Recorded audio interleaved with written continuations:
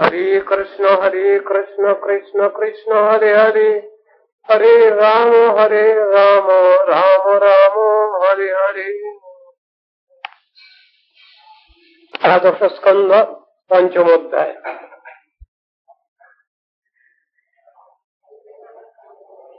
श्रीराजोवाच कस्मिन् काले स भगवान् किं वर्णः कीदृशो नृभिः नाम्ना वा केन विधिना पूज्यते तदिहोच्यताम्। রাজা প্রশ্ন করছেন নিমিলাজ,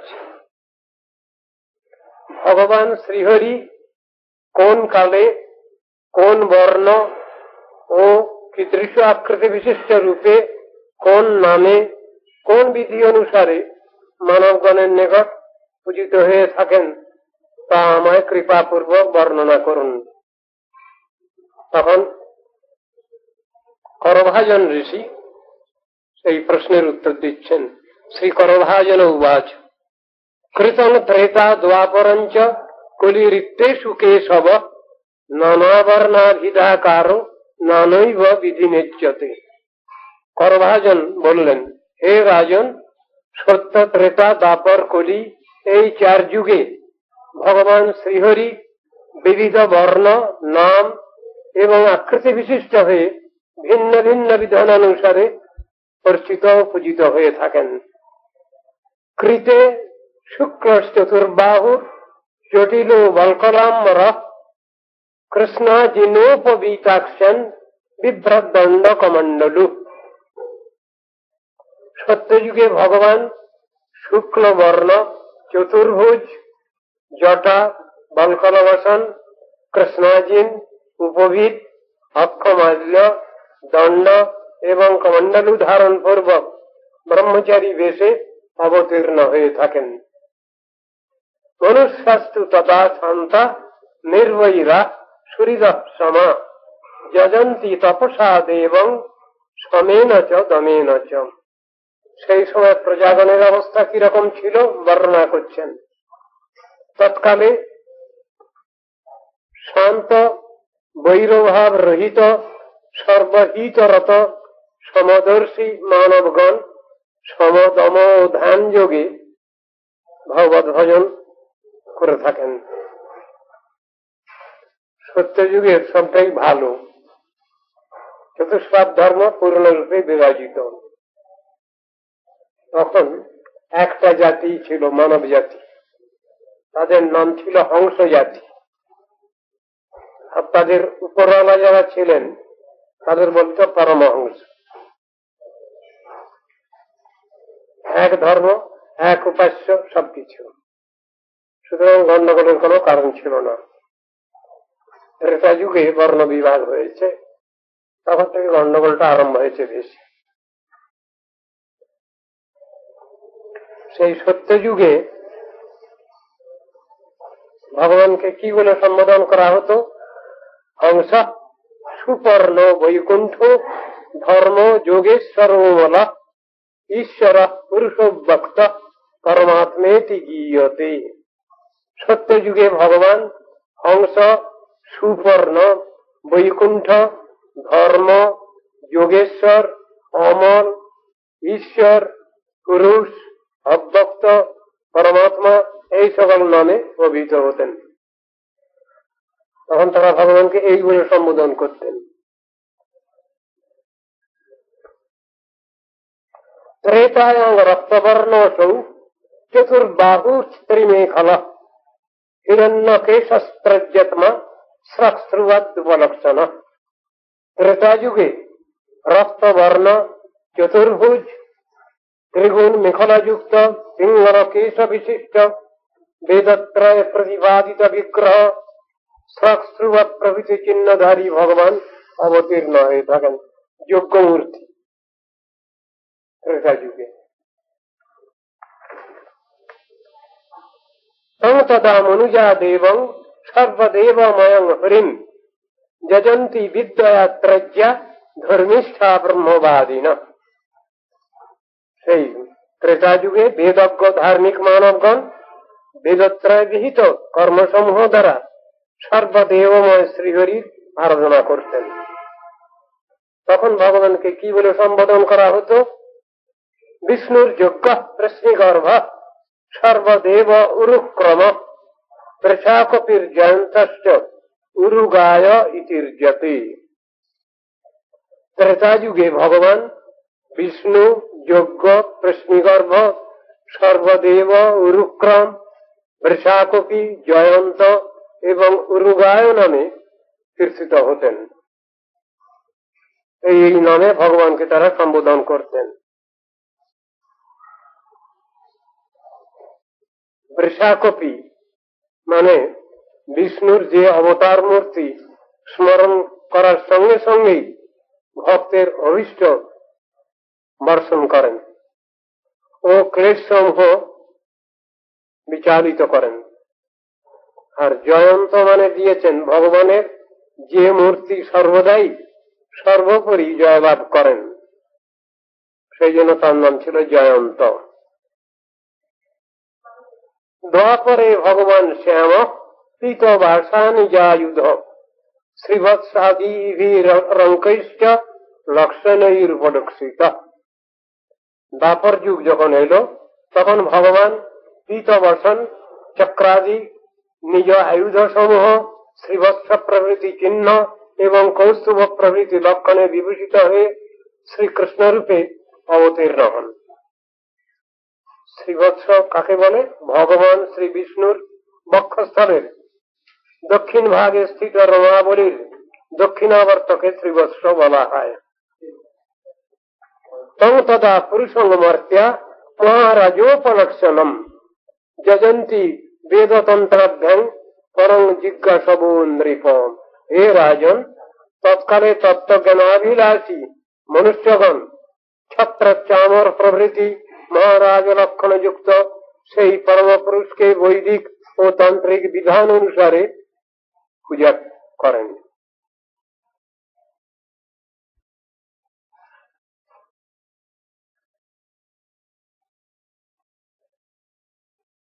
সেই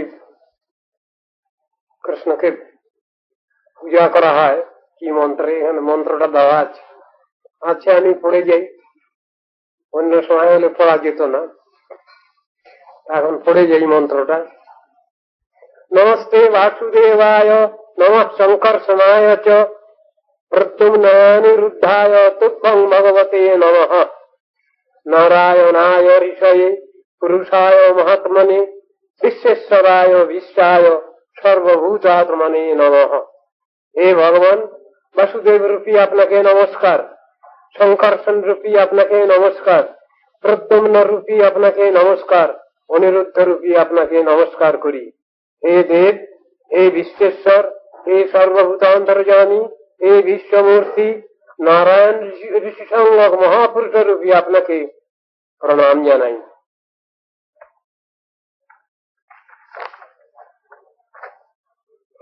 ইতি দ্বাপরৌর্বীশ স্তুবন্তি জগদীশ্বরম নানাতন্ত্র বিধানেন কলাবপি তথা শ্রেণু।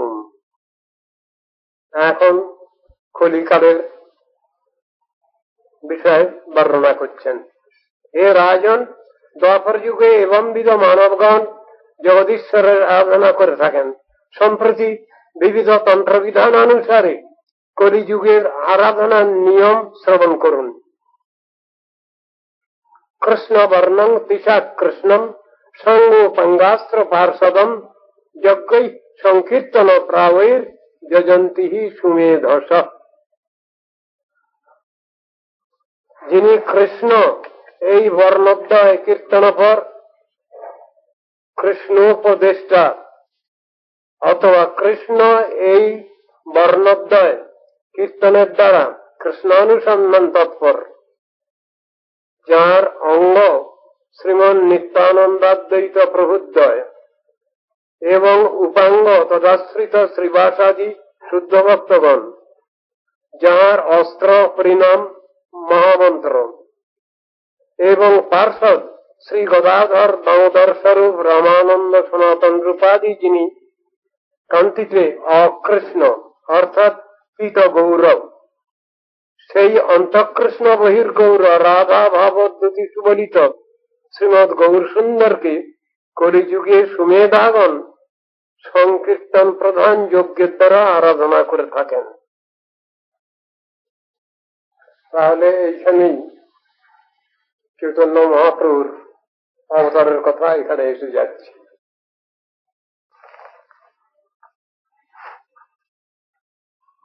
কলিযুগের সেই অবতারই গৌরের প্রণাম মন্ত্র। ध्येयं सदा परिभवग्नमभीष्टदोहं तीर्थास्पदं शिवविरिञ्चिनुतं शरण्यं भृत्यार्तिहं प्रणतपालभवाधिकोतं वन्दे महापुरुषते चरणारविन्दम्। हे प्रणत जनपालक, हे परतम पुरुषोत्तम महाप्रभु, निरंतर ध्यान यज्ञ अन्याभिलाष कर्म ज्ञान योगादि केवल भक्ति विरोधी मार्ग समूहेर पराभवकारी कृष्ण प्रेम प्रद श्री गौर क्षेत्र ब्रजमंडलादि तीर्थ सकलेर आश्रय स्वरूप ब्रह्म संप्रदायाचार्य श्रीमद आनंद तीर्थानुगत श्रुत पदस्थित श्री रूपानुग महाभागवतगणेर आश्रय स्वरूप शिवावतार श्रीमद अद्वैत प्रभु एवं विरिंची अवतार श्रीमन नामाचार्य हरिदास प्रभु कर्तृक स्तुत सकल आश्रितगणेर आश्रय योग्य सभृत्त कुष्ठी विप्रेर आर्तिनाशन सार्वभौम प्रताप रुद्रादि मुमुक्षा बुभुक्षारूप भवसागरेर परपार लाभेर पोतस्वरूप आपनार श्रीपाद पद्म आमी वंदना करी।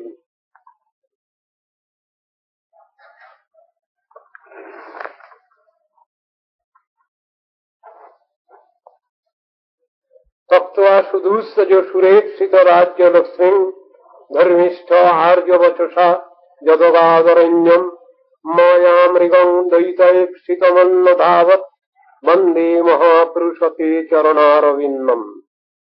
हे महाप्रभु, बहिर्दृष्टिते सन्यास ग्रहण छले वैध भक्ति धर्म प्रचारक आचार्य लीलाभिनयकारी जगद्गुरु रूपे एवं अंतर्दृष्टिते रागात्मिक सर्वधार्मिक गणेर शिरोमणि श्री राधार कृष्ण विरह भावे विभावित हुए देवगण वंचित बोध प्राणापेक्षा दुष्परिहार्य लक्ष्मी स्वरूपिणी विष्णु प्रिया देवी के एवं ज्ञान ऐश्वर्य मिश्र मुक्ति और भक्ति पर्यंत प्रत्याग पूर्वक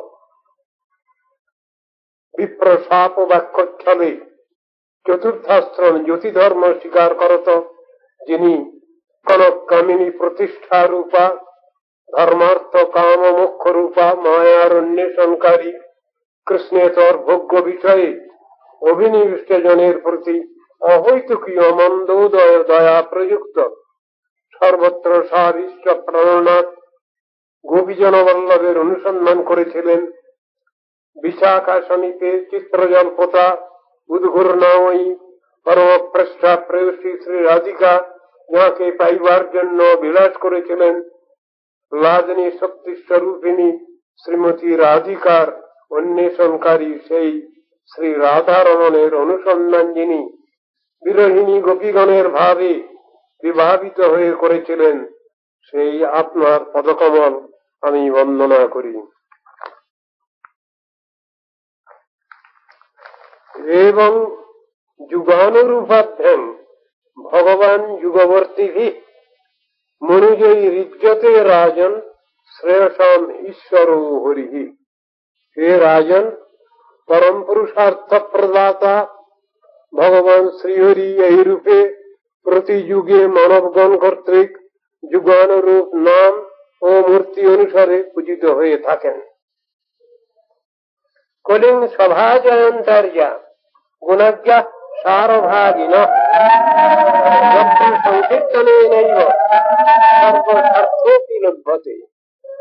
हे राजन, এই কলিযুগে একমাত্র শ্রীহরির নাম কীর্তন সংকীর্তন দ্বারাই সর্বযুগের সর্ববিধ পুরুষার্থ লাভ হয় বলে গুণগ্রাহী আর্যগণ এই যুগের প্রশংসা করে থাকেন।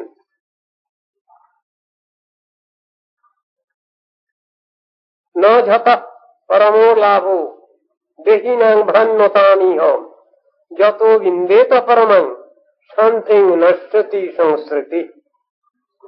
ইহা সংসারে ভ্রমণশীল জীবগণের এই নাম সংকীর্তন অপেক্ষা পরম লাভজনক অন্য কিছুই নাই। যেহেতু নাম সংকীর্তন হইতেই পরম শান্তি লাভ এবং সংসার দুঃখ বিনষ্ট হয়ে থাকে।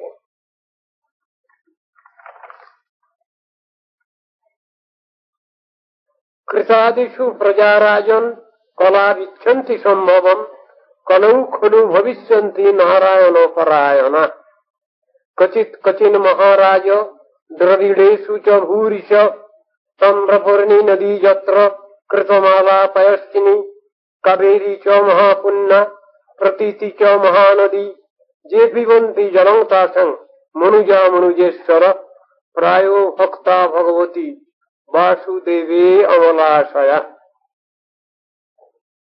হে রাজন, সত্য যুগের প্রজাগণ কলিযুগে জন্মগ্রহণ করতে ইচ্ছা করেন। বলে এবার কি কথা? একটু আগে যে বললেন সত্য যুগে কোনো গন্ডগোল ছিল না, চতুষ্পাদ ধর্ম পূর্ণরূপে ছিল, আর এখন আমাদের এখানে কি বলছেন? সত্য যুগের প্রজাগণ কলিযুগে জন্মগ্রহণ করতে ইচ্ছা করেন। এটা এইবার, অন্যবার নয়। এইবার মানে যে যুগে কৃষ্ণ আবির্ভূত হয়েছেন তারপরেই গৌরাঙ্গ দেব আবির্ভূত হয়েছেন, সেই যুগকে বলে কৃত যুগ। সেই যুগের নাম, সেই যুগে জন্মগ্রহণ করলে জীবন কৃতকৃত্য হয়। এই কলির নাম হলো ধন্য কলি। এই জন্য অন্য কলি ধন্য কলি নয়, এবারকার কলিযুগ ধন্য কলি। সেই জন্যে সকলেই এই কলিযুগেই জন্মগ্রহণ করতে ইচ্ছা করছেন। সুযোগ সুবিধা বেশি, সাধন ভজনের ক্ষেত্রে যেগুলো অনুকূল বিষয় সেগুলি প্রাপ্তির পক্ষে সহজলভ্য। এই জন্য এই যুগে জন্মগ্রহণ করতে ইচ্ছা করেন।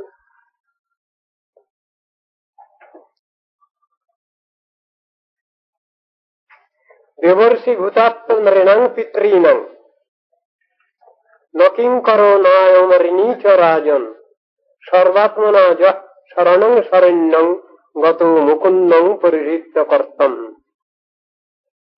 ইহ সংসারে আমাদের প্রত্যেককেই কর্ম করতে হয়। কর্ম ছাড়া কেউ থাকতে পারে না, কর্ম না করে কেউ থাকতে পারে না এই সংসারে। নহি কষ্টিক কর্মপি জাত তিষ্ঠত্য কর্মকৃত কার্যতে ধ্বংস কর্ম সর্বপ্রকৃতি জয়ের গুণই। গীতা বলছেন কেউ কাজ না করে থাকতে পারে না, কাজ করতেই হবে তাকে। যে কোনো কাজ, ভালো কাজই হোক আর খারাপ কাজই হোক, তা কাজ যদি করতে যায় তাহলে ভালো কাজই করার দরকার। এটা বুদ্ধিমত্তা। ভালো কাজটা কি করব? ভগবানকে ভালোবাসা, ঈশ্বর উপাসনা, কৃষ্ণ উপাসনা, এইটা হলো সব থেকে ভালো কাজ। আর যত সব বাজে কাজ। আর ভগবানকে ভালোবাসলে পরে আর সব কাজের মূল্যায়ন আছে। আর ভগবানকে বাদ দিলে পরে কোনো মূল্য নেই কোনো কাজের। উদাহরণ দেওয়া আছে শাস্ত্রে। 1, তারপরে 0, কত হলো? 10, তারপরে একটা 0 দেওয়া হলো, কত হলো? 100, তারপরে একটা 0 দেওয়া হলো, কত হলো? 1000। 1কে বাদিকে রেখে যতগুলো 0 বসিয়ে যায় তত 10 গুণ করে ফল হয়। এই 1কে শাস্ত্র বিচার করছেন। বাদিকে যে 1কে বসানো হয়েছে, এই 1কে একমেবাদ দ্বিতীয়ম, অদ্বিতীয় পরব্রহ্ম ভগবান শ্রীকৃষ্ণ। তাকে বাদ দিলে সবই বিফল। 1কে যদি পুছে দেওয়া যায় আর এদিকে যদি 10টা 0 পড়ে থাকলো, কোন মূল্য আছে তার? কিছু নাই। কিন্তু বাদিকে 1কে রাখলে প্রত্যেকটা 0-এর মূল্য হচ্ছে 10 গুণ বেশি। শাস্ত্র বলছেন ভগবানকে বাদ দিয়ে কোনো কিছু কাজ করা চলবে না। তাকে নিয়েই সবকিছু করতে হবে, তাহলে সবটার মূল্যায়ন আছে। তাকে বাদ দিলে কিছুই নেই। ভক্তি ছাড়া কর্মজ্ঞান যোগাদি নিষ্ফল প্রচেষ্টা। ভক্তি যদি থাকে তাহলে সবটাই ঠিক আছে, সবটার মূল্যায়ন আছে। এই কথা শাস্ত্রের কথা। মানুষ বর্তমান জগতে, বর্তমান দুনিয়াতে কর্ম করছে, কার জন্য করছে উদ্দেশ্যটা ঠিক নাই। ভগবত প্রতিকামনায়, ভগবানের সন্তুষ্টি বিধানের জন্য যে কর্ম করা হয় সেটাই হলো ঠিক ঠিক কর্ম। আর অন্য ক্ষেত্রে যেগুলো হচ্ছে সেগুলোকে কর্ম ঠিক বলা হয় না। যে কর্মই ভক্তি, যে অনুষ্ঠানটাই ভক্তি, এটা কি রকম? সুরর্ষে বিহিতা শাস্ত্রে হরিম উদ্দেশ্য যা ক্রিয়া শৈব ভক্তি রীতি প্রত্যা। শাস্ত্র বলছেন হরিম উদ্দেশ্য যা ক্রিয়া, যে কর্ম শ্রীহরি সন্তুষ্টি বিধানের জন্য প্রতিকামনায় যে কর্ম করা হবে, যে কাজ করলে তিনি সন্তুষ্ট হন, শাস্ত্রে লেখা আছে। তিনি বলছেন আমি এই কাজ করলে সন্তুষ্ট হই, সেই কাজ করবো আমরা, তার উল্টোপাল্টা কাজ করবো কেন? লৌকিকি বৈদিকী বাপি যা ক্রিয়া ক্রিয়তে মুনে হরি সেবানুকূলইব সা কার্য ভক্তি ইচ্ছতা। শ্রীহরি ভগবান যাতে সন্তুষ্ট হবেন সেইরূপ কর্ম করার নামই যথার্থ কর্ম, সেই কর্মই ভক্তি। এইটাই বলছেন, বুঝাচ্ছেন। তাহলে ভগবানকে বাদ দিয়ে কিছু হচ্ছে না। আর আমরা এখন প্রতিজ্ঞা করেছি ভগবানকে বাদ দিয়েই সবকিছু করব। থিওরি প্রসেস সব ভুল, প্রসেস প্রসিডিওর যা কিছু নিয়ে চলছি আমরা বর্তমানে সবই ভুল। সুতরাং খুব লাভ হচ্ছে না। শাস্ত্রের বিচার অনুসারে ভগবান যেভাবে শাস্ত্রে উপদেশ করেছেন বিধি নিষেধাত্মক, সেই অনুসারে আমাদের চলতে হবে। দুঃসঙ্গ আর সৎসঙ্গ, দুঃসঙ্গ ছাড়ো, সৎসঙ্গ গ্রহণ করো। একটা নেগেটিভ, একটা পজিটিভ। ঠিক তত্ত্বদর্শন এইভাবেই শাস্ত্রে বিবৃত হয়েছে। ঋষিগণও সেইভাবেই চলেছেন, তারাও সেইভাবেই জীবনযাত্রা করেছেন, আমাদেরও সেইভাবেই বুঝিয়েছেন। আমরা যদি উল্টো পাল্টা করি তাহলে তো আর আমাদের পক্ষে কিছু ভালো হয় না। এইটাই বুঝবার বিষয়। ভগবানের স্নেহ মমতা নিশ্চয়ই আছে, প্রমাণিত। তিনি সুপ্রিম অথরিটি, সুপ্রিম গার্জিয়ান, সব থেকে বড় কর্তৃপক্ষ। তাকে বাদ দিয়ে কিছু হতে পারে না। তিনি সৃষ্টির পূর্বে ছিলেন, বর্তমানে আছেন, পরেও থাকবেন। সেই কথাই বেদে, বেদান্তে, উপনিষদে, গীতা, ভাগবতে, রামায়ণে, মহাভারতে সব জায়গায় সেই একই তত্ত্ব বিশ্লেষণ করা হয়েছে। তবে সেই বস্তুকে বাদ দিয়ে আমরা কি করে চলবো? চলার পথে, জীবন পথে কি করে চলবো আমরা? সেই পরম প্রেমময় ভগবানকে বাদ দিয়ে ভক্ত তার জন্যে কান্নাকাটি করেন, তার কৃপালাভের জন্য সবসময় চিন্তা ভাবনা করেন, আশাবন্ধ নিয়ে বসে থাকেন। এটা হলো অনুগত, ভগবানের অনুগত জনের একমাত্র উপাস্য বস্তু। তাকে বাদ দিয়ে তো কিছু হবে না।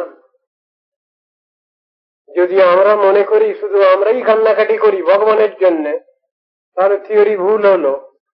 ভগবানও কান্নাকাটি করেন আমাদের জন্য, একই রকম। জীবের দুঃখ দেখে ভগবান সহ্য করতে পারেন না,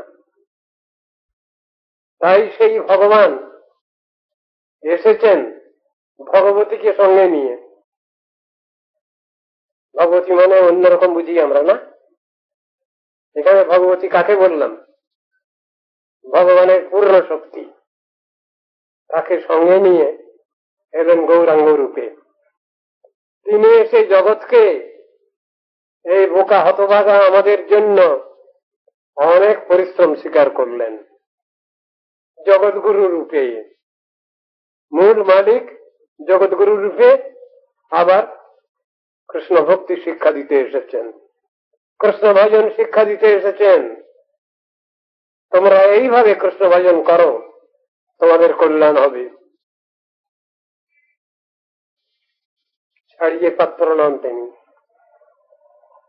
ওষুধ, তিক্ত ঔষধ খেতে চাচ্ছি না আমরা, নিতে চাচ্ছি না। তিক্ত কার কাছে? যে চায় না, বোঝে না, তার কাছে তিক্ত। তেতো ওষুধ গিলাতে গেলে কিছু কৌশল তো করতে হবে। ডাক্তারবাবু যে ওষুধ দিয়েছেন সেটা তেতো, তো খেতে ইচ্ছা করে নাকি? কেউ কেউ ইচ্ছা করে না। সিরাপি ভেজ তার সঙ্গে দিয়ে খাইয়ে দেওয়া হলো, পেটে গেলেই কাজ দেবে। ভগবান ওই রকম ধরনের ব্যবস্থা নিয়ে থাকেন। আমরা তো অবুঝ। এ সংসারে আমরা যারা আছি সবই অবুঝ ছেলে মেয়ের দল। কে ভগবান? তিনি কি কল্যাণ করেন আমাদের জন্য তার কতটা দরদ আছে, এসব বিষয়ে কিছুই বুঝি না আমরা। এটা বুঝাবার জন্যই সেই ভগবানই গৌর সুন্দর রূপে, গৌরাঙ্গ রূপে, শ্রীকৃষ্ণ চৈতন্য রূপে এই জগতে এলেন সাধন ভজন বুঝাবার জন্য। কান্নাকাটি করলেন। রাধারানী যেভাবে কৃষ্ণকে পাওয়ার জন্য কান্নাকাটি করেছেন, এখানেও সেই তত্ত্ববস্তুই আবার রাধা ভাবে বিভাবিত হয়ে কৃষ্ণ প্রাপ্তির আশায় কান্নাকাটি করছেন, জগৎকে শিক্ষা দিচ্ছেন। তোমরা ভগবানকে চাও, ভগবানকে ভালোবাসো, তাহলে আমার মতো এইরকম কাঁদতে হবে, তাহলে পাবে তাকে। শিক্ষাটা হচ্ছে এইরকম। সেই জন্য তিনি জগৎগুরু। মন্নাথ শ্রী জগন্নাথ মদগুরু শ্রী জগৎগুরু। সেই তত্ত্ববস্তু জগতের কল্যাণ চিন্তা করে এসব ব্যবস্থাগুলো নিয়েছেন। তিনি যদি না নিতেন তাহলে কি হতো? যদি গৌরাঙ্গ নহিত কেমনে হইত, কেমনে ধরিতাম দে রাধার মহিমা প্রেমর সুসীমা জগতে জানাত কি। এই যে রয়েছে তত্ত্ব দর্শন, আমাদের এটা বুঝতে হবে। ভগবানের কত দয়া, কত স্নেহ মমতা, কত ভক্ত বাৎসল্য, সেটা দেখাবার জন্য জগৎকে তিনি নিজে জগৎগুরু রূপে কৃষ্ণ ভজন শিক্ষা দিচ্ছেন জগৎকে। সংসারে কর্ম আমাদের করতেই হয়, কিন্তু কর্ম করলে যারা ভগবত প্রতিকামনায় কর্মাচরণ করেন তাদের কর্মফল কিছু ভোগ করতে হয় না। কাদের ভোগ করতে হয়? যারা নিজেদের জন্য করেন ভগবানকে বাদ দিয়ে, তাদেরই কর্মফল ভোগ করতে হয়। কর্মফল দুটো, একটা পুণ্য আর একটা পাপ। পাপ ছাড়া পুণ্য করা যায় না, শাস্ত্রের বিচার। পুণ্য ফলে স্বর্গে যাওয়া যায়, এটা হলো মর্তলোক, এই ভূমণ্ডল ভূলোক। এটা এর উপরে যে লোক তাকে বলে ভূবলোক, মানে পিতৃপুরুষগণের থাকবার জায়গা। তারপরে হলো স্বর্গলোক, স্বর্গলোক থার্ড ডাইমেনশন। আমরা বর্তমানে শুধু জেনে রেখেছি এই স্বর্গ আর এই ভূমণ্ডল, এর বেশি আমাদের বুদ্ধি চলে না। অন্যান্য ধর্ম সম্প্রদায় তারাও এইটুকুই বিচার করেছে। ভূলোক আর স্বর্লোক, এই পর্যন্ত। কিন্তু তারপরে তো আরো অনেক লোক আছে, মহাজন তপ সত্য, এই সত্য লোকে আমাদের লোকপিতামহ ব্রহ্মা অবস্থান করেন। তারপর কারণ বাড়ি, তারপরে বৈকুণ্ঠ লোক। এই বৈকুণ্ঠের খবর কেউই জানেন না, কিন্তু শাস্ত্রে বলা আছে, বুঝানো আছে। বিরজার পরপারে, সেখানে যেতে গেলেও তো আবার সেরকম কাজ করতে হবে। সেই বৈকুণ্ঠের শ্রেষ্ঠ প্রকোষ্ঠ হচ্ছে বৃন্দাবন, ব্রজ।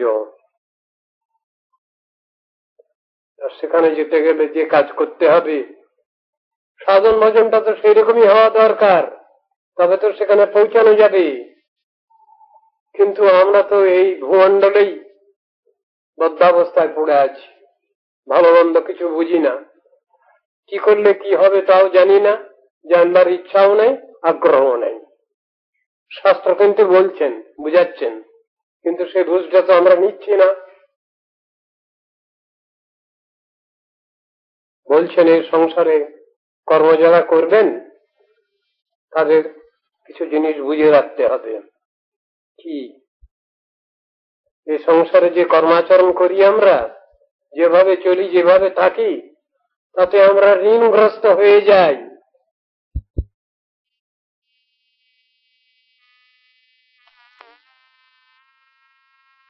কাছে ঋণ, ঋষিগণের কাছে ঋণ, প্রাণী জগতের কাছে ঋণ, আত্মীয় স্বজনের কাছে ঋণ, পিতৃ ঋণ, এরকম করে 6টা ঋণ। প্রত্যেকেরই এই ঋণের ঋণী আছি আমরা। সে ঋণ শোধ করবে কে? যদি জগতের দুঃখ কষ্ট জ্বালা যন্ত্রণা এসব সহ্য করে যদি কান্নাকাটি করতে থাকি আমরা ভগবানের কাছে, হে ভগবান ভুল করে ফেলেছি, আর ভুল করব না, তুমি ব্যবস্থা করো আমার, কান্নাকাটি করলেই হবে? তার সঙ্গে যে ব্যবস্থা নেওয়া দরকার সেগুলো তো করতে হবে, সেগুলো করলাম না, ফাঁকিবাজ আমি, কি করে আমার উদ্ধার হবে? শাস্ত্র বলছেন হবে, উদ্ধারের কথা আছে। এই 6 রকম ঋণই মকুব হয়ে যেতে পারে একটা কাজ যদি আমি করি। কি? সর্বাত্মনা যঃ শরণং শরণ্যং গত মুকুন্দং পরিরিক্ত করতাম। ভগবান মুকুন্দ, শ্রীহরি মুকুন্দকে যদি আমি স্মরণ করি, তার সাধন ভজন যদি আমি করি, তাহলে সব ঋণ মকুব হয়ে যাবে। তাহলে আমি যেতে পারবো, নিশ্চিন্তে যেতে পারবো। কোথায়? যেখানে আমাদের আগেকার বাড়ি ছিল।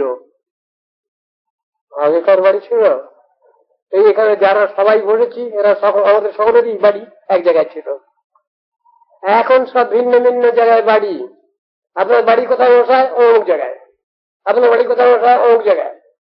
পৃথক পৃথক জায়গায় সব বাড়ি হয়েছে। কারা করলো? আমরা করলাম, কিন্তু আমরা একই জায়গার লোক সব। সুতরাং আত্মীয়তা আছে, কুটুম্বিতা আছে পরস্পরের, এই জিনিসটা আমরা বুঝি না তো। ভগবান থেকেই সব আসছি আমরা, ওর স্মৃতি ঘটে গেছে, আমরা ভুলে বসে আছি সব, ভগবানের দিকে মুখ ফিরিয়ে আছি। এটা হলো আমাদের সব থেকে দোষ, বড় দোষ, দুর্ভাগ্য, হতভাগ্য আমরা। সেই জন্যই এরকম অবস্থার মধ্যে পড়ে আছি আমরা। তাই বলছেন এই সংসারে তুমি কর্ম করো, যে কোনো কর্ম করো, তার একটা ফল আছে, নশ্বর ফল, পুণ্য আর পাপ। পাপ ছাড়া কোনো পুণ্য হতে পারে না। তাহলে ভগবত ভক্ত যারা, তারা পাপ পুণ্য করেন না? না, করেন না, সেই কথাই বলা হচ্ছে এখানে। তারা কর্মফলবাধ্য জীব বিশেষের মতো পাপ পুণ্য করেন না। তাহলে কি করেন? তারা তো কর্ম করেন, হ্যাঁ করেন, কিন্তু তাদের কর্মের যে ফল এটা হলো স্বীকৃতি অর্জন। এই স্বীকৃতি কথাটা এসেছে ভগবত ভক্তের ক্ষেত্রে। যারা ভগবানকে ভালোবাসেন, সাধুগুরু বৈষ্ণবকে ভালোবাসেন, ঋষিগণকে ভালোবাসেন, তাদের স্বীকৃতি হয়।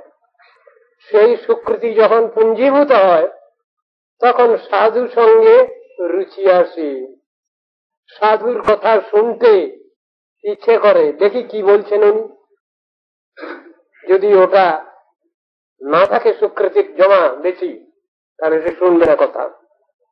যার স্বীকৃতি বেশি আছে তিনি কথাটা শুনবেন, দেখি সাধু কি বলছেন, আমারই কল্যাণের জন্যই তো বলছেন, দেখছি। সৎসঙ্গে রুচি আসবে তার। ভক্তিস্তু ভগবত ভক্ত সঙ্গে না পরিযায়তে। ভক্তি কোথা থেকে আসবে? ভগবত ভক্ত সঙ্গে। আবার সাধু সঙ্গে রুচি আসবে কোথা থেকে? স্বীকৃতই পূর্ব সঞ্চিতই, পূর্ব সঞ্চিত যে স্বীকৃতি, তার ফলেতেই সাধু সঙ্গে রুচি আসে, সাধুর কথা শুনতে বিশ্বাস করে, ইচ্ছা যায়। তাবৎ কর্মাণি কুর্বিত ন নির্বিদ্যেত যাবতা মত কথা শ্রবণাদৌ বা শ্রদ্ধা যাবন্ন যায়তি। ভগবান নিজেই বলছেন, আমার কথায় যতদিন বদ্ধ জীবগণের রুচি না আসবে ততদিন পর্যন্ত সে কর্মাগ্রহিতা ছাড়তে পারবে না। সে কর্মাগ্রহিতা কি? ভগবানকে বাদ দিয়ে। কিন্তু যখন স্বীকৃতি ফলে, পুঞ্জীভূত স্বীকৃতি ফলে তার সাধু সঙ্গে রুচি আসবে, সাধুর কথায় বিশ্বাস আসবে, তখন তার কাছ থেকে উপদেশ নিয়ে তিনি ঠিক ঠিক পথ ধরতে পারবেন। সেই পথেই তিনি অগ্রসর হবেন। এখানে বলছেন এ সংসারে কর্মাচরণ করতে গেলে আমাদের ছোটা ঋণ হয়ে যাচ্ছে। এই ঋণ কি করে শোধ করব? আমি যে ঋণ করেছি মোটামুটি আমি জানি, আমার পিতা যে ঋণ করেছেন মোটামুটি জানি, কিন্তু আমার ঠাকুর দাদা কি ঋণ করেছেন আমি তো জানি না। সে ঋণ কি করে শোধ করব? সব ডাবল কম্পাউন্ড ইন্টারেস্ট সব দিতে হবে, অসম্ভব। দিস ইজ কোয়াইট ইম্পসিবল, অসম্ভব ব্যাপার, এ হয় না। তাহলে কি করবো? আমাদের কোনো অবস্থা নেই, ব্যবস্থা নেই কোনো? আছে। ভগবান মুকুন্দের শরণাপন্ন যদি হই আমরা, তাহলে সব ঋণ মকুব হয়ে যাবে। এই তো এক রকমের ধরনের কথা হলো। আরো কিছু বাধা আছে। যদি আমি বলি আমি এই জগতে থাকবো না, পরে জগতে ভগবানের কাছে থেকে তার সাক্ষাৎ সেবা করব, আরো একটা বিপদ আছে। সেটা কি? আমার আশা আকাঙ্ক্ষা। যে আশা আকাঙ্ক্ষা নিয়ে বসে আছি আমি, সব ভুল থিওরি। সেটাকে সংশোধন করি নাই, করবার উপায় নেই, জানি না, বুঝি না, বা জেনে শুনেও ওটাকে অস্বীকার করি। তাহলে কি করে কি হবে? শাস্ত্র বলছেন জগতের যত মাইক কামনা বাসনা যত কিছু আছে সবগুলোকে ছাড়তে হবে। সেটা একটা অসম্ভব ব্যাপার। কি করে ছাড়বো? তাহলে প্রমোশন হওয়ার আটকে গেল। তাহলে যে প্রমোশন দরকার আমাদের, চাকরি করতে গেলে প্রমোশন, সবটাতেই প্রমোশনের ব্যাপার আছে, প্রমোশন আটকে যাচ্ছে। তো এখানে সেই কথাই শেখাচ্ছেন। সংসারে যে কর্মাচরণ করছি আমরা প্রত্যেকেই ঋণী হয়ে যাচ্ছি পরস্পরের কাছে, মিউচুয়ালি। আইনের ব্যাপার, প্রত্যেকের কাছে ঋণী। মাতা পিতার কাছে ঋণী, আত্মীয় স্বজনের কাছে ঋণী, দেশবাসীর কাছে ঋণী, প্রাণী জগতের কাছে ঋণী, সকলের কাছে। সেই জন্যই বুদ্ধিমত্তা হচ্ছে সব ছেড়ে ছেড়ে দিয়ে ভগবানের সেবায় নিযুক্ত হওয়া। কৃষ্ণ ভজন করো, তাহলে তোমার ভালো হবে। কৃষ্ণ নাম করো, কৃষ্ণ নাম ভজ জীবার সব মিছে, পলাইতে পথ নেই, জম আছে পিছে। ভয় দেখানো হলো একটু না?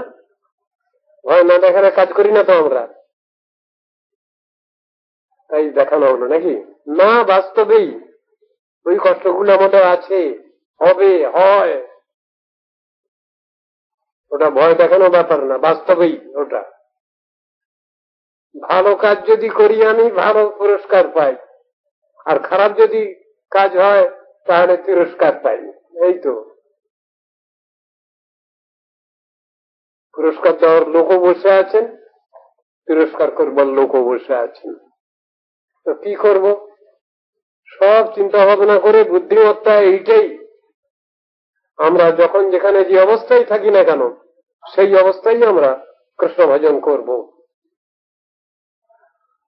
কৃষ্ণ সেবা করব, কৃষ্ণের উপাসনা করব, ধর্মকে ভালোবাসবো। এইটাই আমাদের বিশেষ কর্তব্য হচ্ছে। যদি আমরা এখানে জ্বালা যন্ত্রণা যদি সহ্য করতে না পারি, আধ্যাত্মিক আদি ভৌতিক আদি দৈবিক ত্রেতার জ্বালা যদি সহ্য করতে না পারি, যদি কান্নাকাটি করি, যদি যেতে হয় ভগবত ধামে ভগবানের কাছে সাক্ষাৎ সেবা লাভ করতে, তাহলে তো এখানে ছেড়ে যেতে হবে, এখানে থাকা চলবে না। কিন্তু এমনই এখানে থেকে থেকে এমনই অভ্যস্ত হয়েছি আমরা, এটা জেলখানা। এই জড় জগৎ হচ্ছে জেলখানা। এই জেলখানার মালিকানি হচ্ছেন মহামায়া দুর্গা দেবী। তিনি আমাদের এই শয়তান বদমাইশ গুলো আমাদের নিয়ে শাসন করছেন সব সময়। বুদ্ধি যদি ভালো হয় তাহলে তার কাছে প্রার্থনা জানাতে পারি, তিনি ব্যবস্থা নিতে পারেন, পথ দেখিয়ে দিতে পারেন তিনি। আর যদি বুদ্ধি শুদ্ধ না হয় তাহলে এইখানেই মরো, আর কি হবে? আর পচে খসে গলে মরো এখানে। শাস্ত্র সেই জন্যে বলছেন, বোকামি করবে কেন, কেন বঞ্চিত হও চরণে, তত্ত্বদর্শী হয়ে ভগবানের নামে চলো, চিন্তা করো। সেই কথাই গৌড়ীয় মঠ বলে, কি বলে? Back to god and back to home. ফিরে চলো ভগবানের কাছে, যেখান থেকে এসেছি আমরা সেখানে ফিরে চলো, ব্যাক টু হোম। সেই বাড়িটা নিজস্ব হোম, ভাড়া বাড়ি নয়, টেম্পোরারি বাড়ি নয়, নিজস্ব বাড়ি। সেটা হলো বৈকুণ্ঠ ধাম, সেটা হলো গোলক বৃন্দাবন। সেইখানে চলো। Vaikuntha is our heritage, earth but a players stage. এই কথাই তো শাস্ত্রের কথা। এই জড় জগৎটা হল বন্ধন দশার কারাগার। এইরকম কারাগার কটা? অন্তত 14টা। ভূর্ভুবস্বর মহাজনতম সত্য, এই উপরে ঊর্ধ্ব 7 আর নিম্ন 7, তল অতল নিতল সুতল তলতল রহতল পাতাল। এই 7 14 ভুবন, 14 ব্রহ্মাণ্ড মহামায়া দুর্গা দেবীর কারাগার। তার কন্ট্রোলে আছে। হাত জোর করে যদি কৃপা প্রার্থনা করি, তুমি ঘুচাও, আমার পারছি না তো, উল্টো করে বলি অনেক সময়, মহামায় ঘুরাবি কত চোখ বাঁধা বলদের মতো। আর বলদ তো নিশ্চয়ই, বুদ্ধি নেই তার, কি এটা বলদ। পূর্ববঙ্গের লোকেরা গালাকে দেয়, বলদা কোথাকার বলদা। এই তো, আমি যদি দোষ ত্রুটি করি তা গালাগালি তো শুনতেই হবে, কোনো উপায় নেই, ব্যবস্থা নেই, গালাগালি শুনতেই হবে, একবারে অপরিহার্য, ইনএভিটেবল, কোনো উপায় নেই। তো কি করব? সন্ত্রশিষ্ট যদি হই তাহলে নিশ্চয়ই সাধন ভজন করবো, আমি ভগবানের কথা মানবো, শাস্ত্রের কথা মানবো, মুনি ঋষিগণের কথা মানবো, গুরু গোস্বামীগণের কথা মানবো। এই তো শতাদ মূলন ভজত প্রিয়স্য তত্ত্বন্ন ভাবস্য হরিঃ পরেশ বিকর্ম যচ্চোৎপতিতং কথঞ্চিৎ ধুনোতি সর্বং হৃদি সন্নিবিষ্ট। যিনি অনন্যভাবে ভগবানের পদকমল যুগলের আরাধনা করেন, তাদৃশ প্রিয় ভক্তের হৃদয়ে কোনরূপ বিকর্ম প্রবৃত্তির হৃদয় হলেও তদীয় হৃদয় স্থিত পরমেশ্বর শ্রীহরি তৎসমুদয় বিনষ্ট করে থাকেন, ভগবানই তার ব্যবস্থা নিয়ে নেন। কিন্তু আমরা শরণাগত হব তবে না, আমাদের তো সাবমিসিভ স্পিরিট নাই, শরণাগতির বিচার আমাদের নাই। কৃষ্ণ অর্জুনকে বলছেন গীতায়, দৈবিচ্ছেষা গুণময়ী মম মায়া দুরত্যয়া মম এব যে প্রপদ্যন্তে মায়া মেতাং তরন্তিতে। কি ব্যাপারটা? আমার মায়া দুরতিক্রমণীয়, একে কেউ পরিহার করে চলতে পারে না। কৃষ্ণ বলছেন অর্জুনকে বলার দরকার নেই, কেন? অর্জুন তো তার সখা, তাকে উপলক্ষ করে জগৎবাসী হতভাগা আমরা, আমাদের জন্য কৃষ্ণ এই উপদেশ করেছেন, গীতা উপদেশ করেছেন।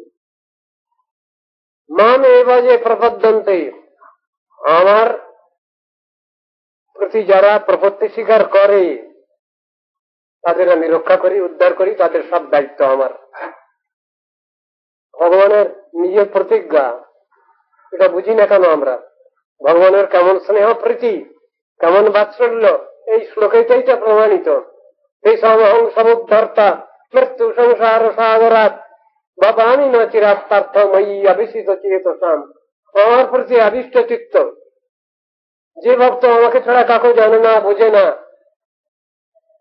সেই ঐকান্তিক একনিষ্ঠ ভক্তের জন্য আমি সব সময় ব্যবস্থা নিয়ে থাকি।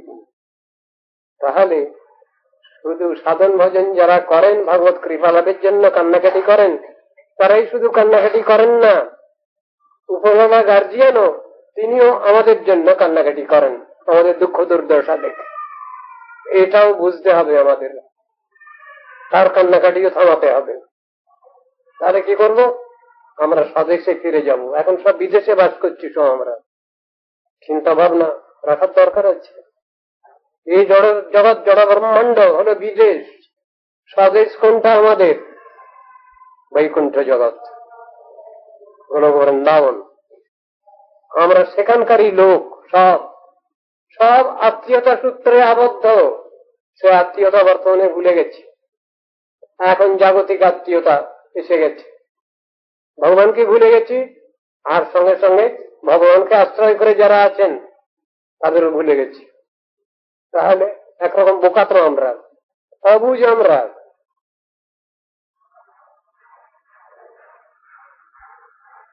ভগবান শ্রীহরি তিনি আমাদের জন্য সবসময় চেষ্টা করেন, তার চেষ্টা আমাদের জন্য সবসময়ের জন্য আছে। অনন্যাস চিন্তয়ন্ত মাং যে জন অপর্যুপাসতে এই সঙ্গে নিত্যাভিযুক্তানম যোগক সেমং বাহান্যহম। কৃষ্ণ অর্জুনকে বলছেন গীতায়, যে ভক্ত আমাকে ছাড়া কাকু জানে না, কিছু জানে না, বোঝে না, তার জন্য আমি আছি, আমি তার গার্জিয়ান। সে যদি না খায় আমি খাইয়ে আসি, সে যদি না ঘুমোয় আমি তাকে ঘুম পাড়িয়ে আসি। তো কেমন দরদি ভগবান, এমন দরদি ভগবান এ সংসারের পিতামাতাও নন। শাস্ত্র বুঝাচ্ছেন সেটা। সেই ভক্তবৎসল, কৃতজ্ঞ, সমর্থ, বদান্য যে ভগবান কৃষ্ণ, তার ভজন করব না তা কার ভজন করব? রাক্ষসী পুতনা শিশু খাইতে দয়া ঈশ্বরে বলিতে গেলা কালকুট লইয়া, তাহারেও মাতৃপদ দিলেন ঈশ্বরে, না ভাজে অবোধ জীবে হেন দয়ালু রে। এমন দয়ালু যে কৃষ্ণ, তার ভজন করব না, তাকে ডাকবো না, এ কি কথা? তো বোকামি, ভীষণ বোকামি। এই কথাই বলছেন শাস্ত্রে, বুঝতে হবে সেটা ভগবানের কৃপা। শ্রী নারদ উবাচ, এতক্ষণ পরে মাঝখানে যেসব কথা এসে গেল, নারদ ঋষিকে তো প্রশ্ন করেছিলেন বসুদেব মহারাজ, আমি সংসারে পড়ে আছি, আমি মুক্তি কামনায় ভগবানের আরাধনা করতে পারিনি, ভগবানকে পুত্র রূপে চেয়েছিলাম, বড় বোকামি করেছি। তার উত্তর এখন শেষের দিকে আসছে আবার। শ্রী নারদ উবাচ ধর্মান ভাগবতানিত্যং শ্রুত্বাথ মিথিলেশ্বর জয়ন্তেয়ান মুনিন প্রীত সোপাধ্যায়োজ্জপূজয়ত। নারদ বললেন, হে বসুদেব, যিনি মিথিলাধিপতি উপাধ্যায়গণের সঙ্গে পূর্ববর্ণিত ভাগবত ধর্ম সকল শ্রবণ করে সন্তুষ্ট হলেন, জয়ন্তী নন্দন মুনিগণের পূজা করলেন, তত অন্তর্দধীরে সিদ্ধা সর্বলোকশ্চ পশ্যত রাজা ধর্মানুপাতিন নিশ্চবাপ পরমাঙ্গতিম। অনন্তর কবি প্রভৃতি সিদ্ধ পুরুষগণ সর্বলোকের সমক্ষেই অন্তর্হিত হলেন। রাজা নেমিও উক্ত ধর্মসমূহের আচরণ সহকারে পরমাগতি লাভ করলেন। তাহলে এসব কথাগুলো শুনছি কেন আমরা? আমরা ওইটা করবো বলে তো নাকি? না শুনতে হয় শুনলাম, খেতে হয় খেলাম, যেতে হয় গেলাম, এমন ধরনের কথা হবে কি? তা তো নয়। তার ভিতরে তো আন্তরিকতা থাকবে, আন্তরিকতা থাকবে, কাজ হবে। ঠাকুরের কথা শুনতে ভালো লাগে আমার, খুব ভালো কথা। কি হলো তাতে? লাভটা কি হলো? শাস্ত্র বলছেন ইউ মাস্ট বি প্র্যাকটিক্যাল, বাস্তব ক্ষেত্রটা আমাদের দেখাতে হবে। তার মানে আমিও ওই রকম সাধন ভোজন পথে অগ্রসর হব। এইটাই হলো প্র্যাকটিক্যাল, বাস্তব। শুনতে ভালো লাগে, এটা খুব বড় কথা নয়, সেই পথে চলা, এইটাই হলো ঠিক কথা। তম অপ্রেতন মহাভাগ ধর্মন ভাগবতন শ্রুতন আস্থিত শ্রদ্ধায়া যুক্ত নিশ্চঙ্গ যাচ্ছি বরম। এই মহাভাগ, আপনিও নিষ্কাম শ্রদ্ধাযুক্ত হয়ে এই সকল ভাগবত ধর্মের অনুষ্ঠান করে উত্তম পদ প্রাপ্ত হবেন। যুবায় খলু সম্পদুর যশসা পূরিতং জগৎ পুত্রদম ভগবান ঈশ্বর হরি। হে বসুদেব, যেহেতু ভগবান জগদীশ্বর শ্রীহরি আপনাদের পুত্রত্ব স্বীকার করেছেন, সেই জন্য আপনাদের দুইজনের দেবকী ও বসুদেবের কীর্তি জগৎ পূর্ণ করবে। বসুদেবকে বলছেন, আপনি ভগবানকে পুত্র রূপে চেয়েছিলেন, আর ভগবান কেমন স্নেহ আর দয়া দেখো, তিনি আপনার পুত্র হয়ে এসেছেন। তাহলে আপনাদের তো কি বাকি আছে? আর ভগবানকে বশীভূত করে ফেলেছেন, বেঁধে ফেলেছেন আপনারা। তা না হলে ভগবান নিজে পুত্রত্ব স্বীকার করে আসছেন কেন? এই প্রশংসা করছেন তাকে। দর্শন আলিঙ্গন বাপৈ শয়ন ভোজনই আত্মা পাবিত কৃষ্ণে পুত্র স্নেহং প্রকুর্বত। আপনারা দুইজন শ্রীকৃষ্ণের প্রতি পুত্র স্নেহশীল হয়ে তাঁর দর্শন, আলিঙ্গন, আলাপ, তন্ময় ভাবে শয়ন, আসন, ভোজন হেতু চিত্তকে পরম পবিত্র করেছেন। বৈরেণ যৌ নৃপত শিশুপাল পৌন্ড্র শল্যাদয় গতি বিলাস বিলোকনাদ্বৈ ধ্যায়ন্ত আকৃত ধিয় শয়নাসনাদৌ তৎসন্মমাপুরত বিরক্ত ধিয়ং পুনঃ কিম। শিশুপাল, পৌন্ড্রক, শল্যক প্রভৃতি নরপতিগণ শয়ন, আসন প্রভৃতি সর্বকার্যে বৈরভাবে যার চিন্তা করেছেন, তদীয় গতি, বিলাস, অবলোকন প্রভৃতি ক্রিয়া দ্বারা তাদৃশ বুদ্ধিযুক্ত হয়ে তার সাম্য লাভ করেছেন, সেই শ্রীকৃষ্ণের অনুরক্ত ব্যক্তিগণ যে তদীয় সাম্য লাভ করবেন, এ বিষয়ে আর বক্তব্য কি? সন্দেহের কোনো কথা নেই।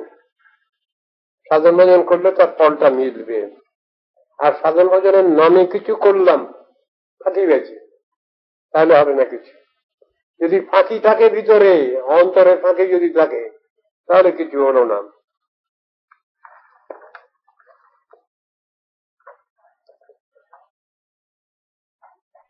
মা পুত্র বুদ্ধি অকৃত কৃষ্ণে সর্বাত্মনীশ্বরে মায়া মনুষ্য ভাবেন গুণৈশ্বর্যে পরিদ্বয়ে। এই শ্রীকৃষ্ণ সর্বভূতান্তর্যামী অব্যয় স্বরূপ পরম পুরুষ, ইনি মায়া বলে মনুষ্য লীলাভিনয় দ্বারা স্বকীয় ঈশ্বরত্ব গুপ্ত রেখেছেন।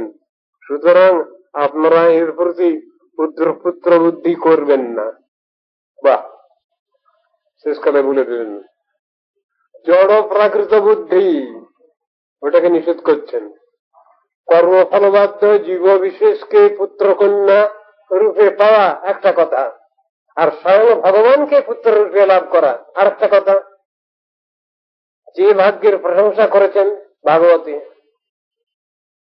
অহোভাগ্যম অহোভাগ্যম নন্দ গোপ প্রযৌকসম জন্মিত্রং পরমানন্দং পূর্ণ ব্রহ্ম সনাতনম। নন্দ কিমকরোতু ব্রহ্মণ শ্রেয় এব মহোদয়ম যশোদা বা মহাভাগা পপৌজস্তনং হরি। তাদের ভাগ্যের প্রশংসা করছেন নন্দ যশোদার। শ্রুতিমকরে স্মৃতিমিতরে ভারতমন্যে ভজন্তু ভবভীতা। ভবভীত মানবগণ, কেউ শ্রুতির উপাসনা করছেন বেদের, কেউ স্মৃতির উপাসনা করছেন, কেউ মহাভারতের উপাসনা করছেন। আর রঘুপতি বোদ্ধাই কি বললেন? আমি নন্দন বন্দে, আমি কৃষ্ণকে বন্দনা করব না, আমি জানি না তো তার বন্দনা, তাকে চিনি না, জানি না, বুঝি না। কৃষ্ণকে যদি জানতে হয়, বুঝতে হয়, তাহলে আমাকে নন্দ মহারাজের আর মা যশোদার শরণাপন্ন হতে হবে, তাহলে আমি কৃষ্ণকে জানতে পারবো না।